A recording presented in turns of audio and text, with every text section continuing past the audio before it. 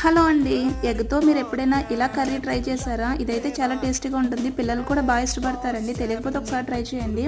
నేనైతే ఒక 3 ఎగ్స్ తీసుకున్నాను. అందులో ఉప్పు కారం వేసి బాగా బీట్ చేసేసాను. ఒక ఆయిల్ రాసిన గిన్నెలో ఈ ఎగ్ మిక్స్చర్ని అందులో వేసేయాలి. మన స్టవ్ మీద ఒక పెద్ద గిన్నెలో నీళ్లు పోసుకుని ఈ ఎగ్ వేసుకున్న గిన్నె ఉంటుంది కదా, ఇది అందులో పెట్టి ఆవిరి మీద ఉడికించుకోవాలన్నమాట.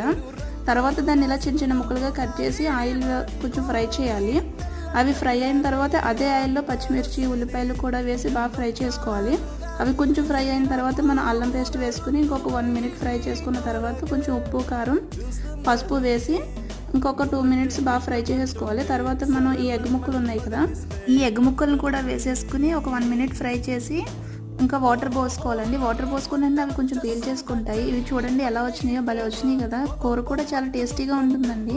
ఇలా కూర చేసి పిల్లలకి మనం లంచ్ బాక్స్లో పెట్టామనుకోండి, వాళ్ళు కూడా చాలా ఇష్టంగా తింటారు. ఈ వీడియో నచ్చితే లైక్ చేయండి. Bye bye.